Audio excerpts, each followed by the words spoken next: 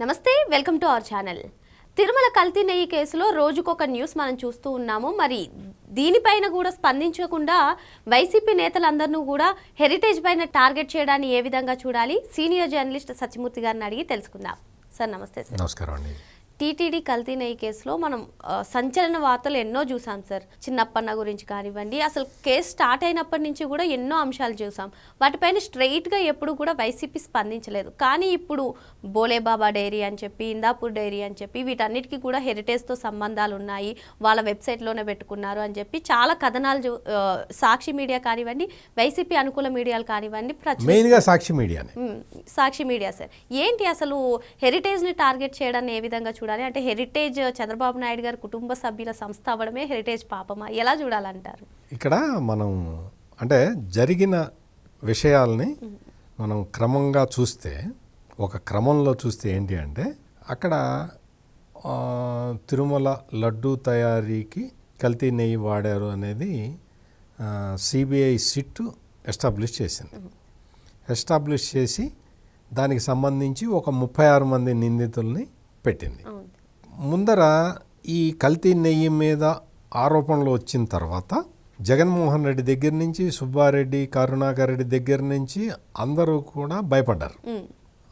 వెంకటేశ్వర స్వామికి మనం చేసిన ద్రోహం బయటపడిపోయింది, దీన్ని ఎట్ట కవర్ చేసుకోవాలి మనకు అర్థం కావట్లేదు అని చెప్పి వాళ్ళు రకరకాల మల్లగుల్లాలు పడ్డారు. ఏం చేయాలో అర్థం కాలేదు. హిందువులందరూ అసహించుకుంటున్నారు. ఈ జంక్చర్లో సిబిఐ సిట్ వాళ్ళు ఛార్జ్షీట్ ఫైల్ చేశారు, అడిషనల్ ఛార్జ్షీట్ ఫైల్ చేశారు. 36 మంది నిందితులు ఉన్నారు, కానీ అందులో వైవి సుబ్బారెడ్డి పేరు లేదు, భూమన కరుణాకర్ రెడ్డి పేరు లేదు, ధర్మారెడ్డి పేరు లేదు. అమ్మయ్యా,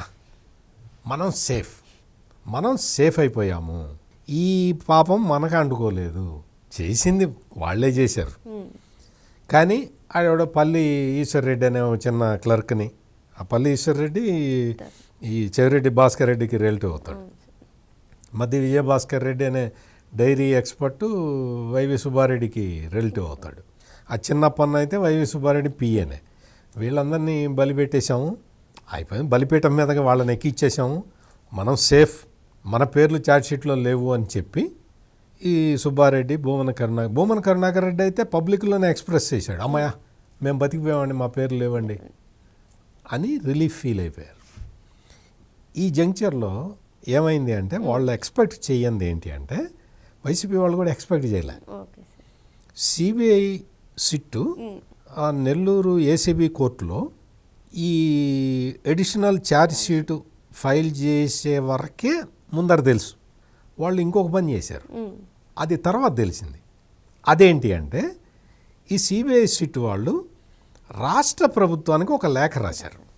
ఈ లేఖలో ఈవో, అప్పుడు ఈవో ఉన్నాడు, మొన్నటి వరకు ఈవోగా పనిచేశాడు అనిల్ కుమార్ సింఘాల్, అప్పటి జేఈఓ, ఆ తర్వాత టీటీడీ ఈవోగా పనిచేసిన ధర్మారెడ్డి, అకౌంట్స్ మొత్తం చూసిన ఓ బాలాజీ, వీళ్ళ ముగ్గురు మీద మీరు కఠినమైన చర్యలు తీసుకోండి, ప్లస్ ఇకపై ఇట్లా జరగకుండా ఉండాలి అంటే ఏం చేయాలో మీరు కఠిన నిర్ణయాలు తీసుకోండి. ఇందులో ఆల్రెడీ కొంతమంది టీటీడీ ఎంప్లాయీస్ ఉన్నారు కదా, మా దర్యాప్తులో తేలింది, వాళ్ళ మీద కఠిన చర్యలు తీసుకోండి, ఏ విధంగా మీ రూల్స్ ఉంటాయో దాని ప్రకారం తీసుకోండి. ఇవే కాకుండా ఇందులో ఇంకెవరన్నా కూడా ఇందులో ఇన్వాల్వ్ అయ్యే ప్రొసీజరల్ ల్యాప్సెస్ ఏమున్నాయో అవన్నీ కూడా మీరు చూడండి అని చెప్పి సిబిఐ సిట్టు రాష్ట్ర ప్రభుత్వానికి ఒక లెటర్ రాసింది. ఇది ఎక్స్పెక్ట్ చేయలే. వైసీపీ వాళ్ళందరూ సంతోషపడిపోయారు, ఛార్జ్ షీట్లో మేము లేము అని సంతోషపడ్డారు. ఎప్పుడైతే సిట్టు ఈ లెటర్ రాష్ట్ర ప్రభుత్వానికి రాసిందో, రాష్ట్ర ప్రభుత్వం ఆ లెటర్ మొత్తాన్ని కూలంకషంగా పరిశీలించి ఏం చేసింది అంటే, కమిషనర్ ఆఫ్ ఎంక్వైరీకి దీన్ని ఇద్దాం, ఫర్దర్ యాక్షన్స్ తీసుకోవాలి కదా. టీటీడీ వాళ్ళందరూ టీటీడీ పర్మనెంట్ ఎంప్లాయీస్ ఉన్నారు, కొంతమంది కాంట్రాక్ట్ ఎంప్లాయీస్ ఉన్నారు, పెద్ద వాళ్ళు ఉన్నారు, కొంతమంది రిటైర్ అయిపోయారు. ఆ ఓ బాలాజీ అనే అతను మొత్తం ఫైనాన్స్ కంట్రోలర్, అతను ఆ మొత్తం డబ్బులు ఒక్క పైసా రావాలన్నా ఓ బాలాజీ సంతకం ఉండాలి. మరి అటువంటి వ్యక్తి ఇప్పుడు ఏదో సెలవుల్లో ఉన్నట్టున్నాడు, మరి వీళ్ళందరి మీద చర్య తీసుకోవాలి అని కమిషన్ ఆఫ్ ఎంక్వైరీస్కి అప్పగిచ్చారు కేసును. ఈ ట్విస్ట్ని వైసీపీ ఇదేంటి అయిపోయింది అనుకున్నామే, మన పేరు లేదు కదా, మన పేరు లేదని మనం సంతోషపడుతున్న టైంలో రాష్ట్ర ప్రభుత్వం ఈ కార్యక్రమం తీసుకుందే అని ఒక్కసారి మళ్ళీ ఒక 2-3 రోజులు ఏం చేయాలో అర్థం కాక తర్జన భర్జన పడి, ఈ లోపల ఏం జరిగింది అంటే తిరుమల తిరుపతి దేవస్థానానికి నెయ్యి సప్లై చేసింది నందిని డైరీ. అంటే కర్ణాటక మిల్క్ ఫెడరేషన్ వాళ్ళు నందిని పేరుతోటి నెయ్యి సప్లై చేస్తూ ఉంటారు. వాళ్ళు ఈ సప్లై చేసే క్రమంలో రేటు పెంచారు. అయ్యా మేము మాకు రైతులకి, పాడి రైతులకి మేము ఎక్కువ ఇవ్వాల్సి వస్తున్నది, అందువల్ల మాకు ఇది గిట్టుబాటు కావట్లేదు, అందుకని మేము రేటు పెంచుతున్నాం అని చెప్పి వాళ్ళు రేటు పెంచారు. రేటు పెంచినప్పుడు టీటీడీ బోర్డు అంటే దాని మీద మళ్ళీ ఆలోచన చేయకుండా రేటు పెంచటానికి అంగీకరించింది అనుకో, ఇదే జగన్మోహన్ రెడ్డి వచ్చి చెప్తాడు, ఇగో నిన్న మొన్నటి వరకు ఇగో 700కి ఇచ్చారు, ఇప్పుడు 730 రూపాయలు చేశారు, చూసారా ఈ 30 రూపాయలు చంద్రబాబు నాయుడు తింటున్నాడు అని చెప్పేంత నీచులు ఉన్నారు. అందుకని ఏం చేశారు అంటే ఆ కాలపరిమితి అయిపోయిన తర్వాత కొత్త టెండర్లు పిలిచారు. కొత్త టెండర్లు పిలిచి అయ్యా మీరు పెద్ద పెద్ద డైరీలే ఇందులో పార్టిసిపేట్ చేయాలంటే ఇండాపూర్ డైరీ అనేది వచ్చింది. ఇండాపూర్ డైరీ మహారాష్ట్రలో ఉంటుంది. వీళ్ళ ఇండాపూర్ డైరీ ఉత్పత్తి చేసే ప్రోడక్ట్స్ని, మిల్క్ ప్రోడక్ట్స్ని కోఆపరేటివ్ సొసైటీ, సొనాయ్ అనే కోఆపరేటివ్ సొసైటీ డిస్ట్రిబ్యూట్ చేస్తుంది. అంటే ఇండైరెక్ట్గా ఇది కోఆపరేటివ్ సొసైటీ కిందకే వస్తుంది. ఈ ఇండాపూర్ డైరీ వాళ్ళు దేశంలో ఉన్న చాలా సంస్థలకి, చాలా డైరీ కంపెనీలకి వీళ్ళు కొన్ని ప్రోడక్ట్లు తయారు చేసి ఇస్తూ ఉంటారు. ఎవరెవరికి మీకు ఇది కూడా మీకు చెప్తాను.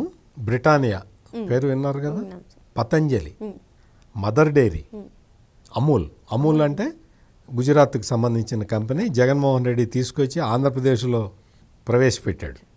హెరిటేజీ, దొడ్ల, జూబిలియంట్ ఫుడ్స్, డీమార్ట్, జొమాటో, ఇంకొన్ని పాల సమాఖ్యలు, వీటన్నిటికీ కూడా ఈ ఇండాపూర్ కొన్ని మిల్క్ ప్రోడక్ట్స్ ఇస్తుంది.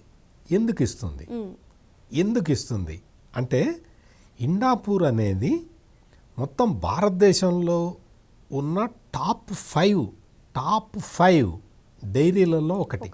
మొదటి 5 స్థానాల్లో ఉండే డైరీలలో ఒకటి. అంటే అతిపెద్ద డైరీ సంస్థ, అతిపెద్ద డైరీ ఫస్ట్ అమూల్ ఉన్నది, అమూల్ తర్వాత ఇండాపూర్ ఉంది, ఇండాపూర్ తర్వాత హెరిటేజ్ ఉంది. మొత్తం ఇంకా చాలా సంస్థలు ఉన్నాయి. వీటిలో బ్రిటానియా వాళ్ళు, పతంజలి వాళ్ళు, మదర్ డైరీ, అమూల్, హెరిటేజ్, దొడ్లపాలు అని ఆంధ్రప్రదేశ్లో చాలా చోట్ల ఉంటుంది. వీళ్ళందరికీ కూడా కొన్ని ప్రోడక్ట్లు, కొంతమంది దూద్ పేడ తీసుకుంటారు, కొంతమంది డైరీ ఇది ఉంటుంది కదా పాల పొడి తీసుకుంటారు, రకరకాలుగా. వాళ్ళందరికీ ఆ ఉత్పత్తుల్ని ఇండాపూర్ డైరీ ఇస్తుంది. ఇది ఇండాపూర్ డైరీ ప్రత్యేకత. మనం బోలేబాబా డైరీని చూసాం. బోలేబాబా డైరీ దగ్గర ఆవులు లేవు, బోలేబాబా డైరీ దగ్గర పాలు లేవు, బోలేబాబా డైరీ వెన్న తీసుకోలేదు, బోలేబాబా డైరీ నెయ్యి తయారు చేయలేదు, ఏమీ లేదు, దానికి అసలు కెపాసిటీనే లేదు. అటువంటి బోలేబాబా డైరీ కెమికల్స్ని దిగుమతి చేసుకున్న ఒక కంపెనీతోటి టైఅప్ పెట్టుకొని కెమికల్స్, వనస్పతి డాల్డా తీసుకొచ్చి కలిపేసి దాన్ని నెయ్యిలాగా మార్చి ఇచ్చిన దౌర్భాగ్యపు కంపెనీ అది. ఈ ఇండాపూర్ డైరీ దీని ప్రత్యేకత ఏంటో తెలుసా?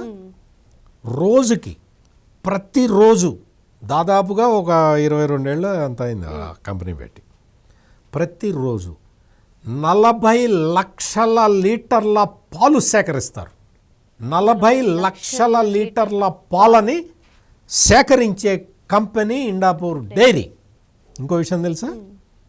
ఇండాపూర్ డైరీ రోజుకి 50 లక్షల లీటర్ల పాల పదార్థాలని ప్రాసెస్ చేసే శక్తి గల కంపెనీ. 40 లక్షల లీటర్ల పాలు ప్రతిరోజు సేకరిస్తారు, 50 లక్షల లీటర్ల ప్రాసెస్ చేసే కెపాసిటీ ఉన్న డైరీ ఇండాపూర్ డైరీ. ఇంకో విషయం చెప్పేదా, మామూలుగా ఒక్కొక్క సీజన్లో చాలా ఎక్కువ పాలు వస్తాయి. సమ్మర్ వచ్చేటప్పటికి పాల ఉత్పత్తి తగ్గుతుంది, వాళ్ళకి పాలు రావటం ఆగుతుంది. మరి ఎక్కువ వచ్చినప్పుడు సీజన్లో ఎక్కువ పాలు వచ్చినప్పుడు ఆ పాలను ఏం చేయాలి? కన్జంప్షన్ అయితే అంతే ఉంటుంది కదా, కన్జంప్షన్ ఎక్కువ పెద్దగా పెరగదు. ఏం చేయాలి అంటే ఆ పాలని పొడిగా మారుస్తారు, పాల పొడిగా మారుస్తారు. ఆ పాల పొడిగా మార్చే అతిపెద్ద ప్లాంట్, ఆసియా ఖండంలోనే అతిపెద్ద ప్లాంట్ ఉన్నది ఇండాపూర్ డైరీ దగ్గర. అర్థమైంది కదా? అంటే ఇండాపూర్ డైరీ ఎంత పెద్ద సంస్థో, ఇండాపూర్ డైరీ ఎటువంటి పనులు చేస్తుంటుందో, ఇండాపూర్ డైరీ టాటా వాళ్ళకు కూడా సప్లై చేస్తుంది. డైరీ ప్రోడక్ట్స్, మిల్క్ ప్రోడక్ట్స్ టాటాకు కూడా సప్లై చేస్తుంది. బ్రిటానియా, మీకు పతంజలి, ఇవన్నీ ఏంటి? క్వాలిటీ లేకపోతే తీసుకుంటారా? అటువంటి కంపెనీని తీసుకొచ్చి వీళ్ళు బాగా, అంటే వాళ్ళు ఇరుక్కుపోయి ఉన్నారు కదా, దాని నుంచి బయటపడటానికి హెరిటేజ్కి బినామీ అని చెప్తున్నారు. నేను ఇందాక చెప్పాను కదా, ఇండాపూర్ డైరీ టర్నోవర్ ఎంత ఉంది? 5,000 కోట్లు. మొత్తం టాప్ 5 కంపెనీల్లో అదొకటి ఉన్నది.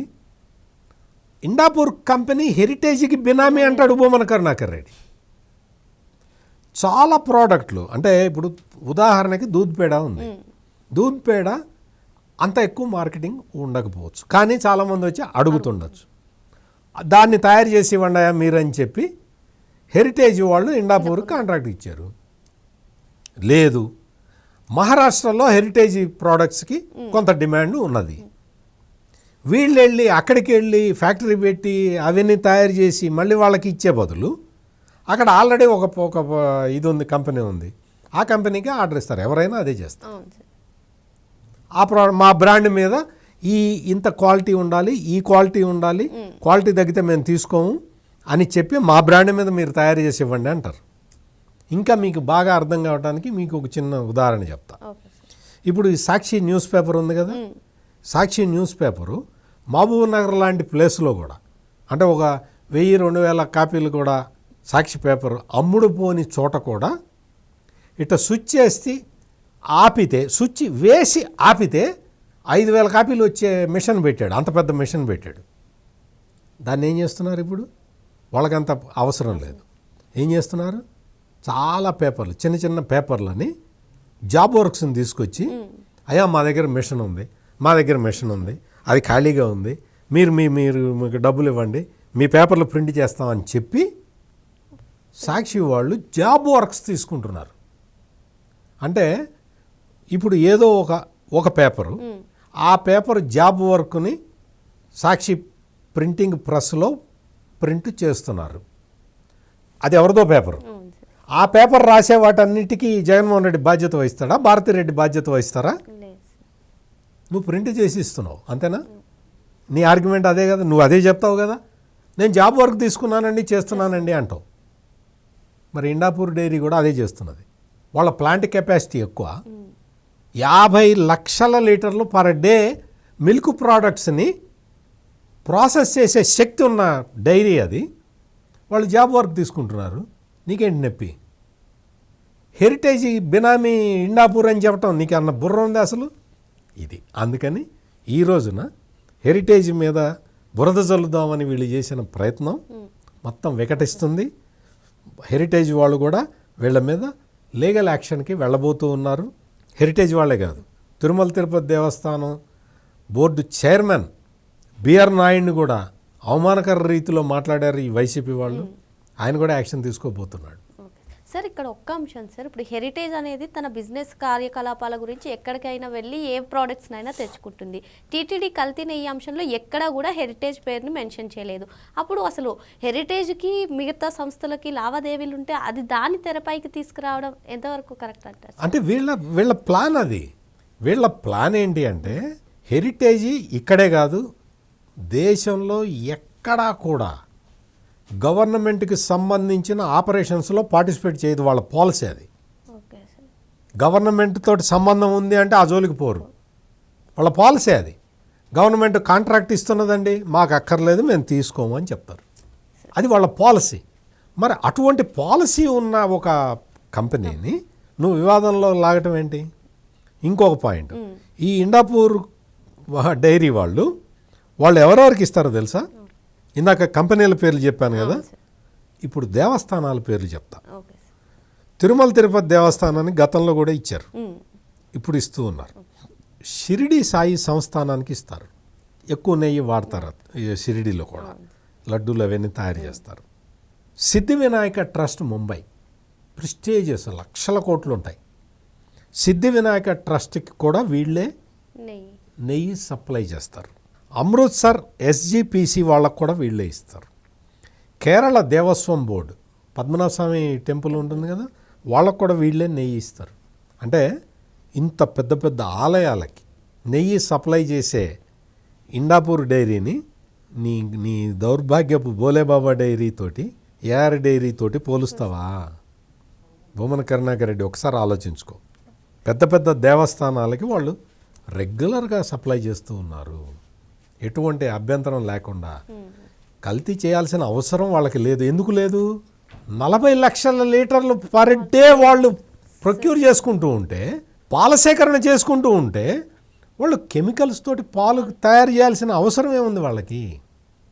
అందుకని ఈ భూమన కరుణాకర్ రెడ్డి కానీ, వైఎస్ఆర్ కాంగ్రెస్ పార్టీకి సంబంధించిన ఇతర నాయకులు కానీ, వీళ్ళందరూ చెప్పే వాదన డొల్లా. హెరిటేజ్ మీద నువ్వు బురద చల్లాలి అని ప్రయత్నం చేస్తే అది కుదిరే పని కాదు. Okay sir. మరో అంశంతో మళ్ళీ కలుద్దాం. Thank you sir. నమస్కారం.